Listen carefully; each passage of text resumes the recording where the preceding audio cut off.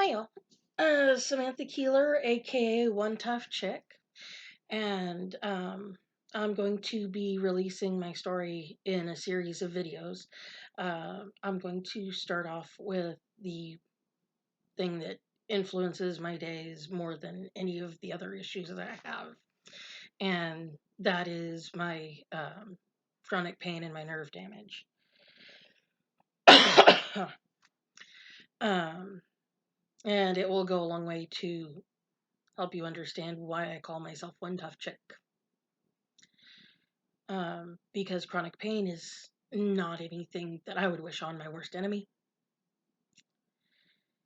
And nerve damage is the worst type of chronic pain there is. It's like if you ask people who have different kinds of chronic pain, there's muscle pain, there's nerve pain, there's bone pain. That's pretty nasty too, but nerve pain is absolutely the worst. Pardon me, my asthma is playing up today. So I'm going to do this in probably 20-minute videos, because if I were to do it all at one shot, this would be a 3 to 5 hour video, and I wouldn't expect anyone to want to sit through that. So I'm going to start off with how this began for me. And hopefully this will be educational, and if you're experiencing any of these symptoms, go to your doctor, find a neurologist, go to a chiropractor.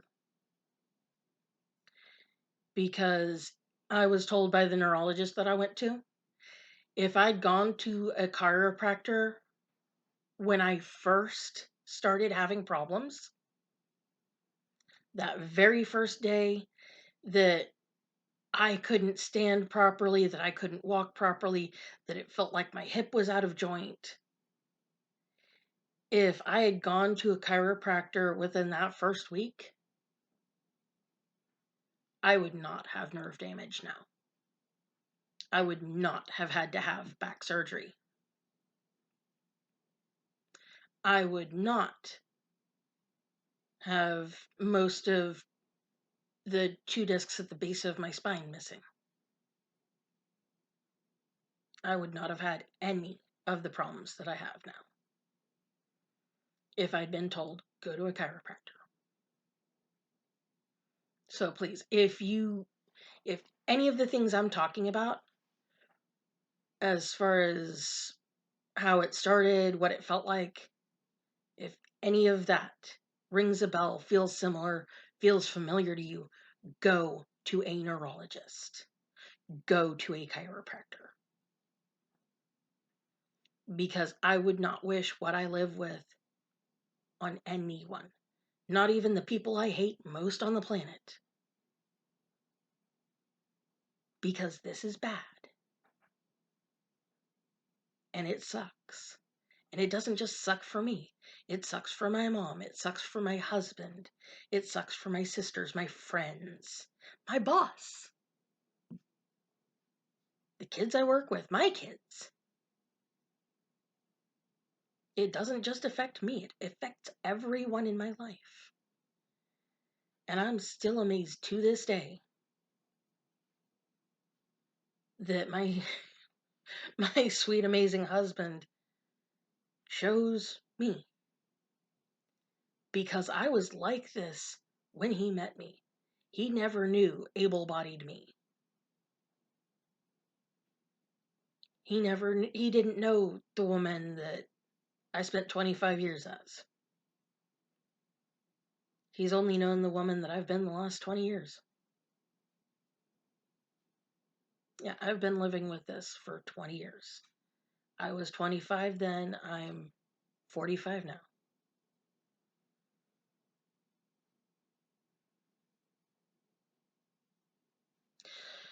So how it began for me? Well, it didn't all start like just all of a sudden. It was sometimes I'd get up after I'd been asleep or laying down for a while, and my hip would be sore. My right hip would be sore. It would hurt, and it would burn, and it just felt like it was out of joint sometimes. And uh, I mean, it would usually go away within an hour or 2 hours, maybe 3 hours afterwards. And then I wouldn't have problems for a week, 2 weeks, maybe more than a month. And I would be fine. And it slowly got to the point where it was happening more often, where I would get up from having been laying down or having been asleep, and it would last longer. And then it would last longer. And the day that it all came to a head, September 19th of 2003, um, I'd been helping one of my friends that I worked with.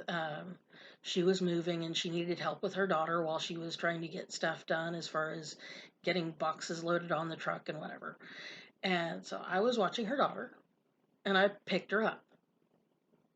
Child wasn't very heavy. She wasn't very big. She was maybe 3 or 4 years old. And 3 or 4 year old child, that's 30, 40, maybe 50 pounds, depending on the stature of the child. That's not a lot of weight.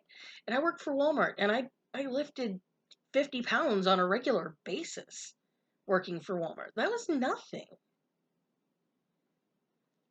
But that day, when I picked that little girl up, it caused something to shift in my back, and it started this unrelenting pain. And I was like, well, I have to work this evening, so I'll go lay down for a little while, uh, and it'll get better. I'll get better. This will be fine. This will be no problem. So after I finished helping my friend, I went home. I went back to my parents' house. I was living with them at the time, and I'll go into more of that in the in the next set of videos.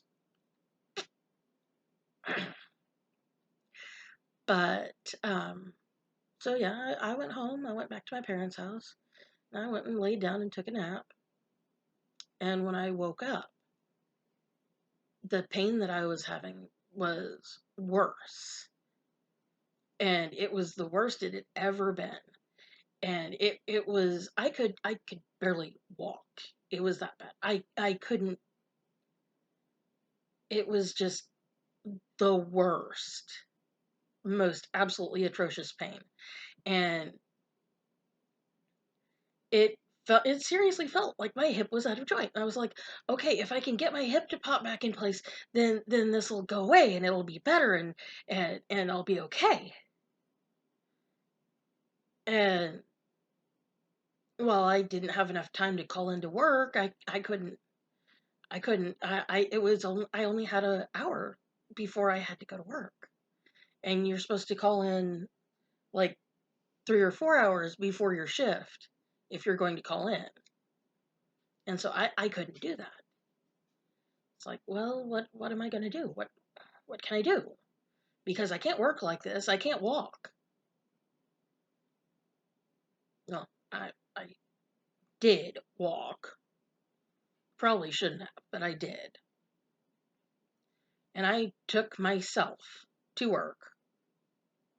And I parked as close as I could to the building.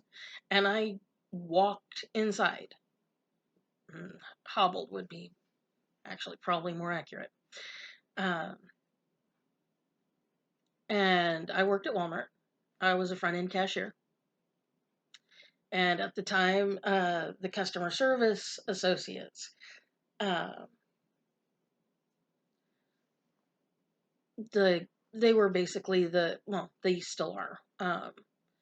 They're in charge of all of the cashiers, and they had podiums at that time. This is 2003. They still had podiums that they stored individual cashiers' tills in. You'd pop your till out and put it in the podium while you went to break, either lunch or one of your 15-minute breaks.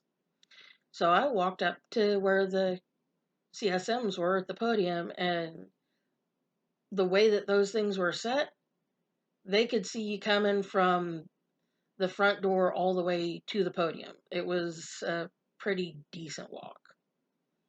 And so they watched me struggle my way up to the podium, and they knew without any doubt that I was having some kind of really bad problem.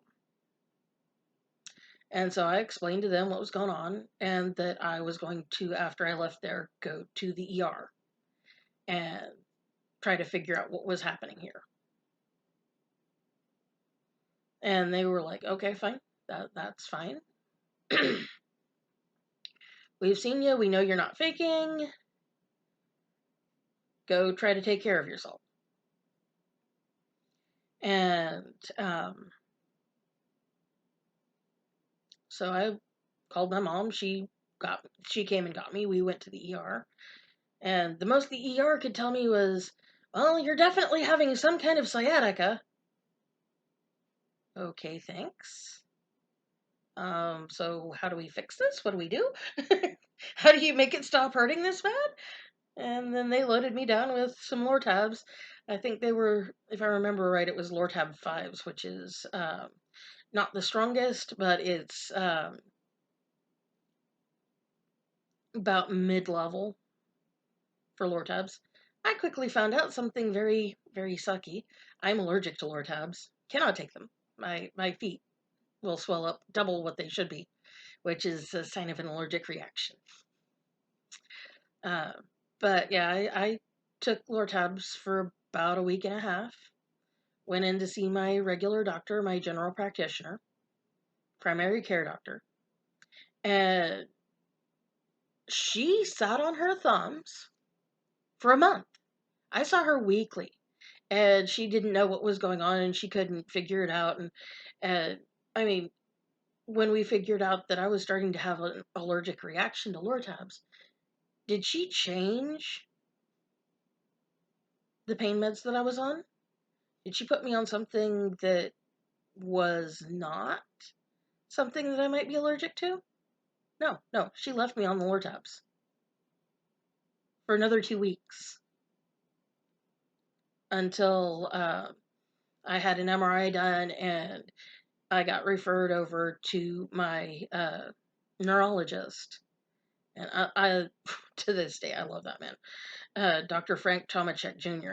He's greatest man ever because he was straight with me. He was honest. He showed me my freaking MRI films. I mean, he showed me so that I could see for myself what was going on, and I could see that it was bad. And I understood after I saw that film why I hurt that bad. Yeah, my primary care doctor, I I really didn't like it when doctors wouldn't just say, "Hey, I don't know what's going on here and I don't know how to fix you. Let's get you over to somebody who does." No, she didn't do that. Sherry Reinhardt in Bartlesville, Oklahoma, left me on medication I was allergic to for a month.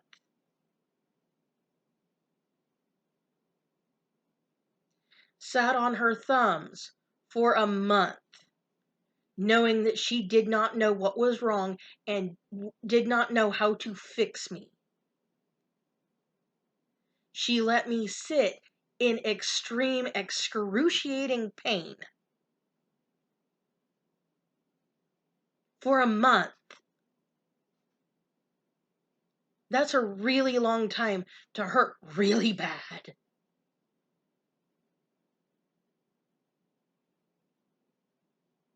And to give you an idea as to what nerve pain feels like, imagine the worst pain you've ever felt and then multiply it by 20. And then imagine that you've been dunked into icy cold water and are stuck there. And then imagine somebody applying an electrical current to that icy cold water that you're stuck in. That's what my leg felt like all the time.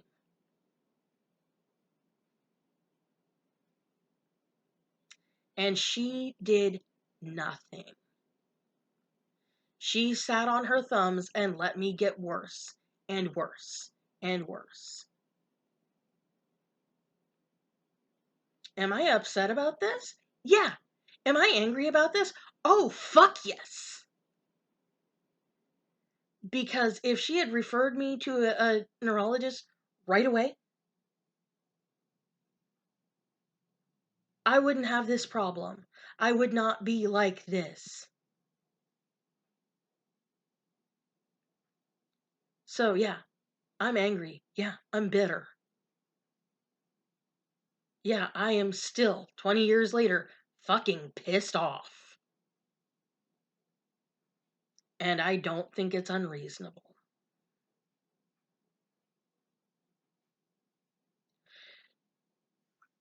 Now, when I had my MRI, first of all, MRIs are boring as hell and super fucking loud.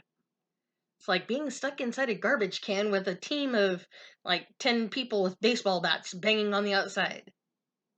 And oh, you better not be claustrophobic, or that's really gonna suck for you. Oh, yeah. And the crowning glory on the bullshit Sunday of what Sherry Reinhardt did to me, I could have had an MRI done where I was sedated, where I would not have had to experience extreme pain while I had to hold really fucking still so that they could get good images. So yeah, I was stuck in this loud tube for 20 or 30 minutes having to be really really still when holding really really still in that pain level really was not nice. It really sucked a lot. And I kept wiggling because it hurt. And they kept telling me, "Oh, you need to hold still. You need to hold still." It's like, I'm trying, but I can't because this hurts a lot. So yeah, that was really very not fun. And I could have been sedated for that. Incidentally, if you're in extreme pain and you're having to deal with that, make sure that you get set up with a sedated MRI. Way, way more pleasant. Way, way less unpleasant.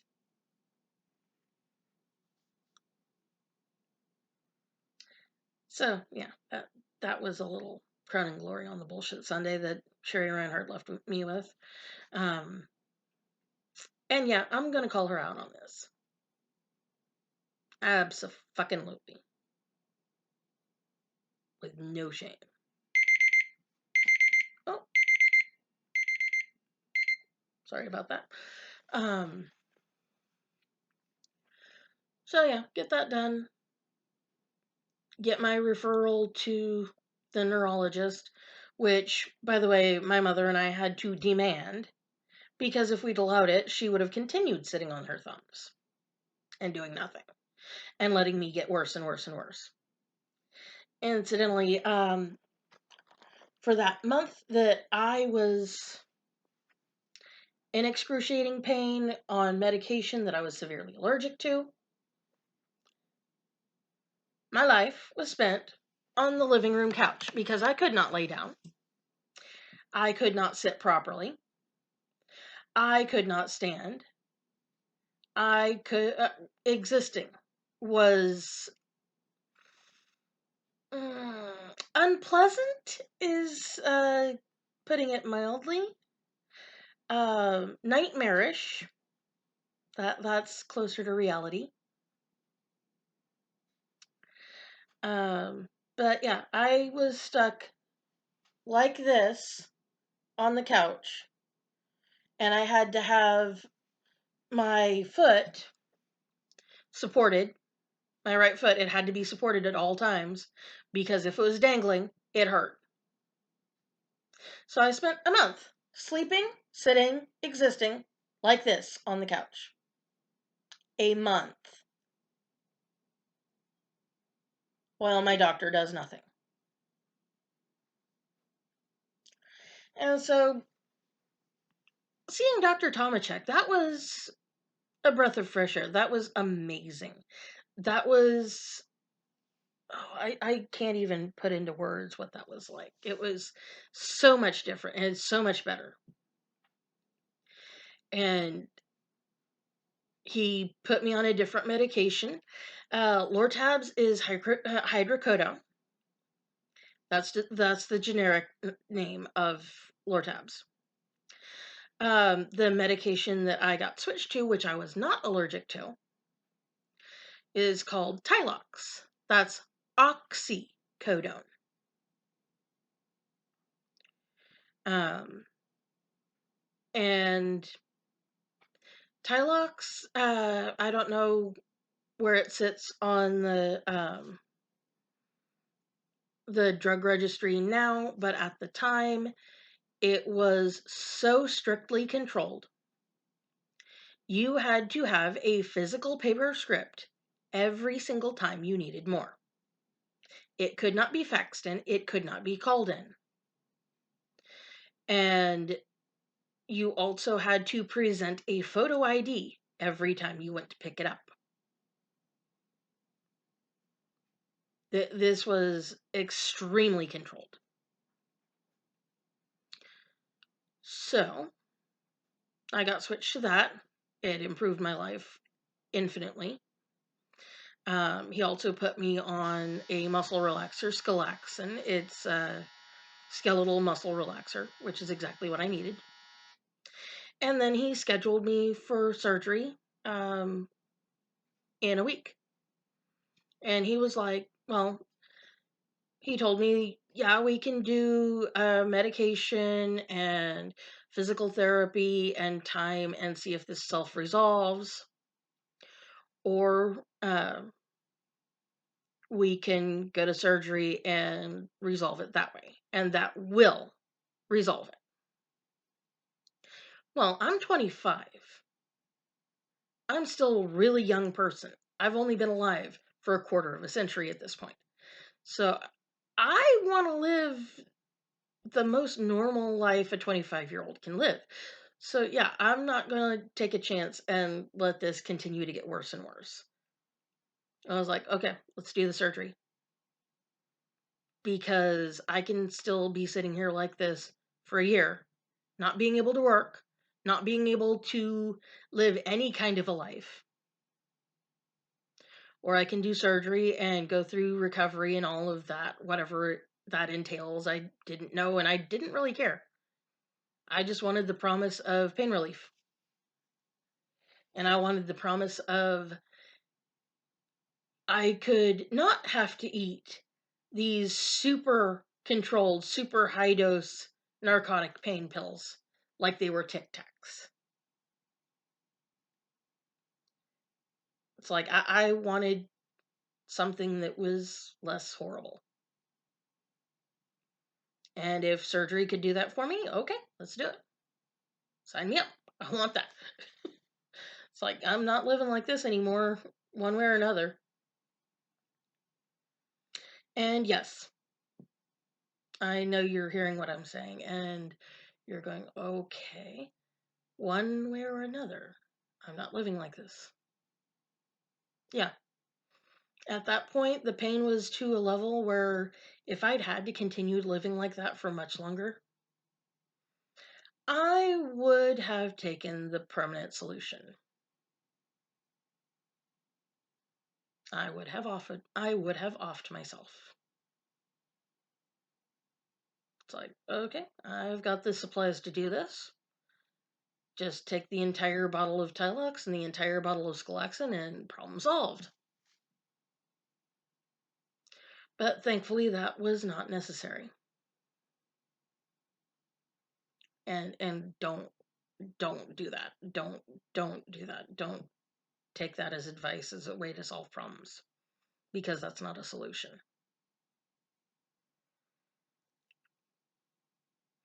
Now, what they didn't tell me at the time that I was like, okay, let's do it. Let's make the surgery happen because I can't do this anymore.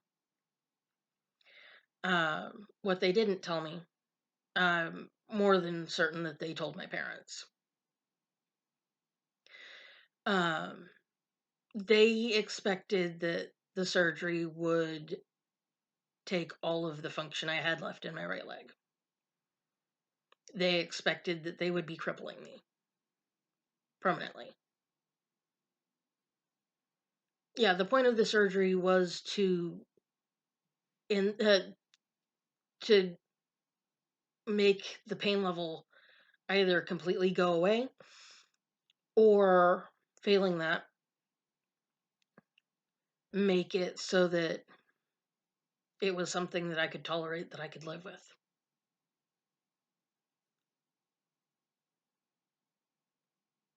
Nobody told me that I could end up not being able to use my leg. But even if they had, I probably would have been like, okay, whatever. I just don't want to hurt like this anymore. And so I spent that next week looking forward to going to the Tulsa Spine Hospital and getting my problem solved. That morning,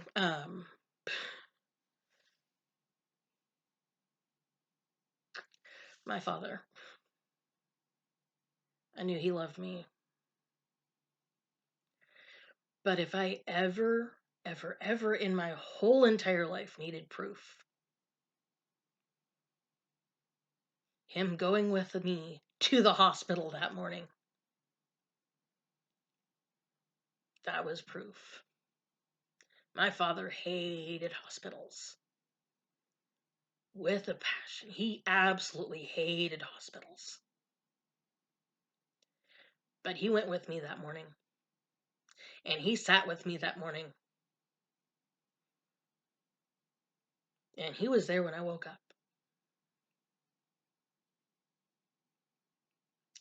Even though he really, absolutely fucking hated hospitals, he was there.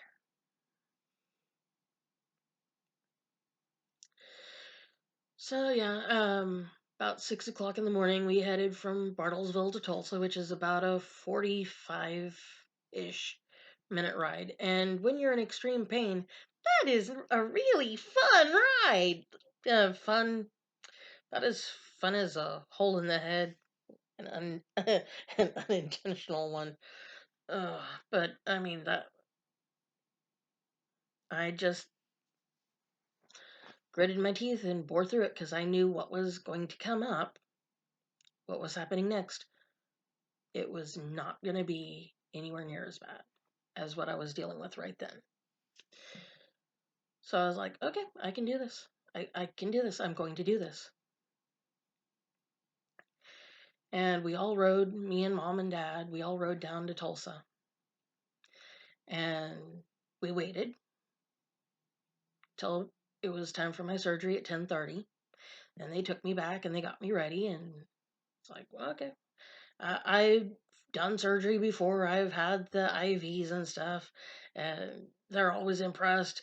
Oh, you didn't flinch and you didn't cry and blah blah blah. And I'm like, here's the thing: you're doing something that I want done.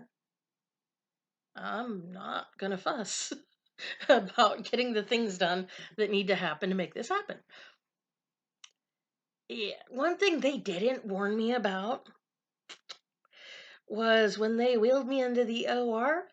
Yeah, it's cold in there. They keep it cold in there on purpose so that bacteria won't grow. Yeah, they didn't say anything about the fact that they were going to whip the blankets that were covering my ass off before they knocked me out. So yeah, an OR full of people saw my naked ass. Yeah.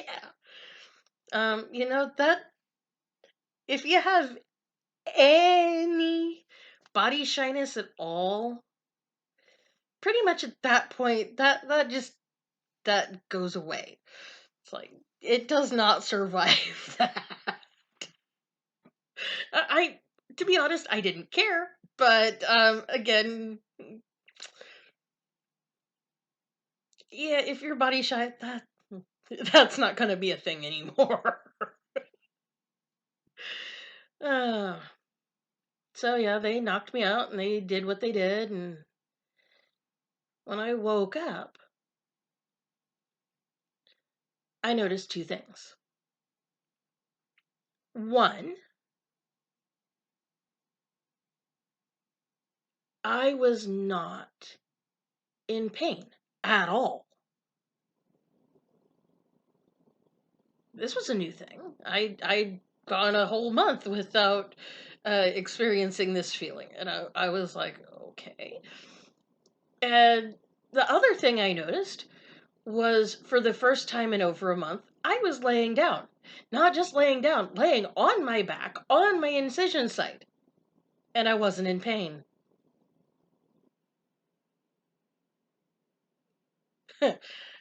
Can we say that was a success? Um, so yeah, that first couple of days was not really the most glorious few days of my life. Um, October 28th, 2003, that was a Tuesday. And then I was released on Thursday, 2 days later. It's like, oh, they should have kept you longer. They should have done this, that, or the other thing. Yeah, here's the thing. By the end of Wednesday, well, the way that the Tulsa Spine Hospital is set up, they have a wing for head patients, a wing for neck patients, and then a wing for spinal. And I was in the spinal wing because what happened to me was I had the two discs at the very base of my spine, uh, S1, S2, L5, S1. I had those discs completely herniate and trap the sciatic nerve. See, your sciatic nerve, your nerves, they like to have space and room, places to move around. But when the discs failed, and they failed as much as they did, my nerve couldn't move, and that was the source of all the pain. It couldn't move. It couldn't do anything. It was trapped. It was stuck. And having that nerve trapped like that not only caused me extreme pain, but it also caused the nerve to to become irritated and also to begin to swell. When they got in there to do what they could do to resolve my pain and try to help me as much as they could, your sciatic nerve is typically this thick, the thickest nerve in your body, and it's about the width of your pinky finger. By the time they got in there to try to do what they could do, it was swelled up almost double what it normally should have been. Based on what they told my parents, what I got told when I did my 1 month follow up is that if it had been even another couple of days, my nerve would have failed. The nerve itself would have ruptured.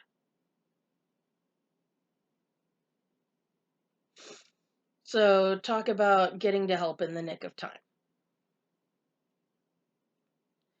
And so based on what they saw, they weren't really expecting a whole lot out of me as far as improved mobility, improved willingness to get up and move around, and all of that kind of thing.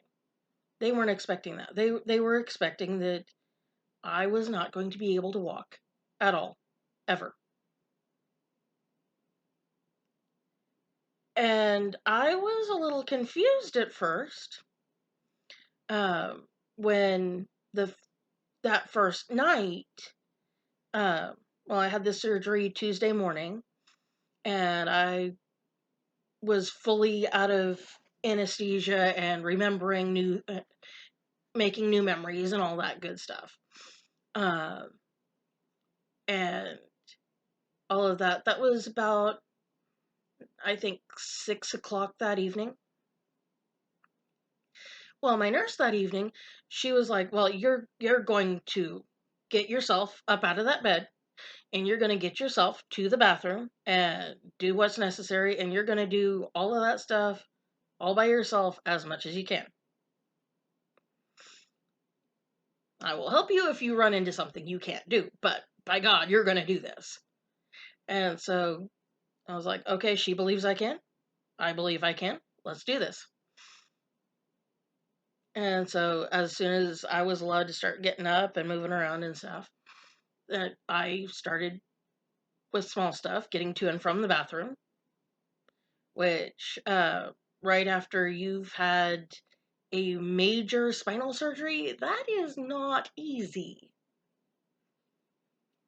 Um, you're walking like a toddler, like a very beginning toddler, like a 1 year old. Someone who has never taken steps before in their life. That's how you walk right after you have major spinal surgery. So yeah, went through that. And so I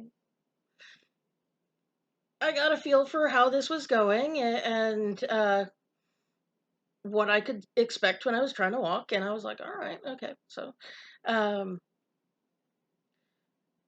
then I started doing, well, I started just walking up and down my hallway.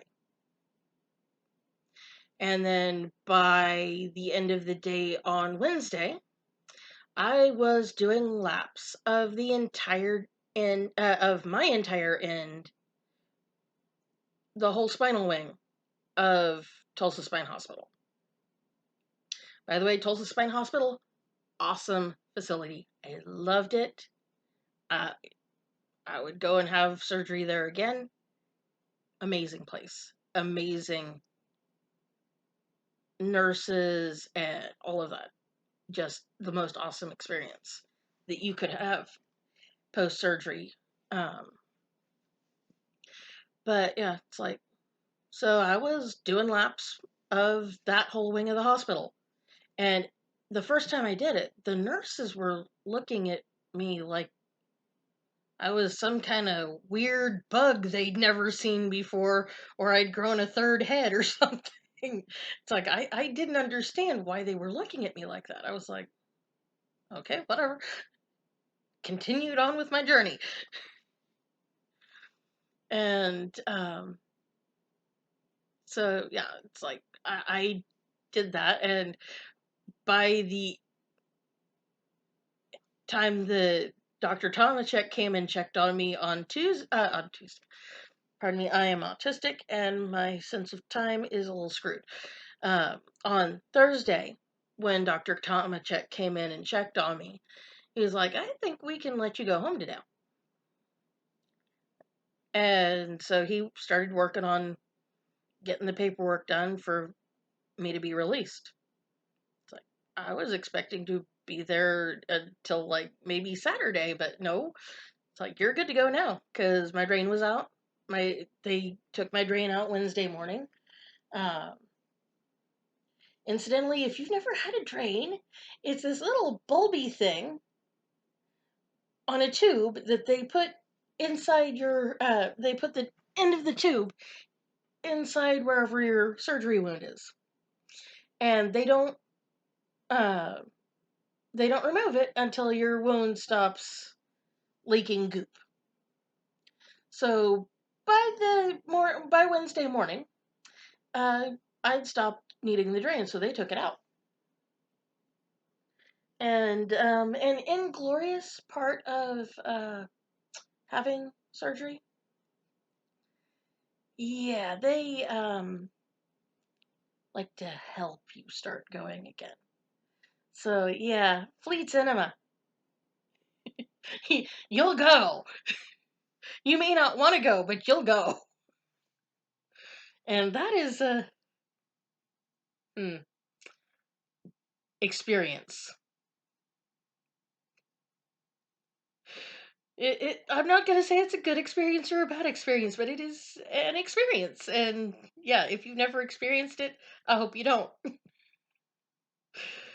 But I mean, this was something that had to happen for me. So then I'm released from the hospital, and they send me home with this packet of exercises that I'm supposed to do. And so I start religiously doing them twice a day, like they told me I needed to. And I was walking around the house as much as I could. And I wasn't supposed to twist or turn or bend for the first couple of weeks because to get where they needed to go to work on me, they had to cut through a major tendon in the lower part of my back. Yay. Yeah, how do they get to the bone and where they need to go? Well, they have to go through muscle and sinew and tendons and ligaments, and they try to move it out of the way as much as they can, but sometimes they have to cut through it. And well, they had to cut through that tendon. And I mean, to this day, if the weather's wrong, I will still feel a stabbing, shooting pain right in the middle of my back where they had to cut that tendon. Uh, do I have regrets about that? No, because I went from my pain level being a solid 10 when I wasn't on pain meds to being around a 4 or a 5. And I mean, you can't ignore pain level of a 10 at all, ever. Nope. Can't do it. Can't sleep through it. You can learn to ignore a pain level of a 4 or a 5. You can easily do that. You just have to be willing to use alternative pain management, let's call it. Mind over matter, meditation. I spent a lot of time with that. And so I slowly got myself built back up. At first, I walked like a hunched over little old lady. It's what happens when you have all of the muscles in your lower back jacked with, and also when they have to cut through a major tendon. Yeah, that's just kind of par for the course.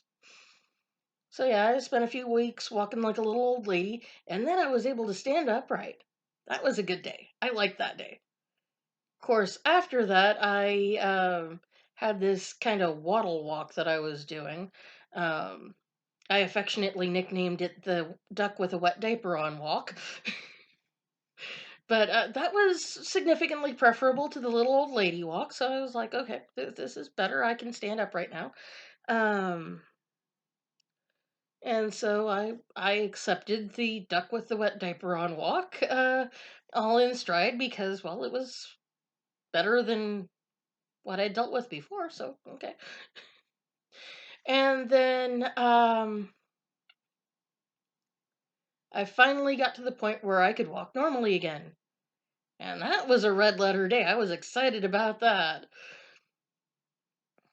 And so this is about a month and a half, 2 months after surgery. So we're talking, this happened The surgery happened October 28th, so this is end of December, beginning of January. And keep in mind that I was off work from September 19th until I got released to go back to work. And I didn't get released to go back to work until the end of January. By the time I was released to go back to work, I was bored. So fucking bored. I was doing housework to alleviate the boredom. Watching TV was no longer an entertainment source. That was boring. And so I started cleaning. I hate cleaning. And my mom knew that something screwy was going on because she knows I hate cleaning.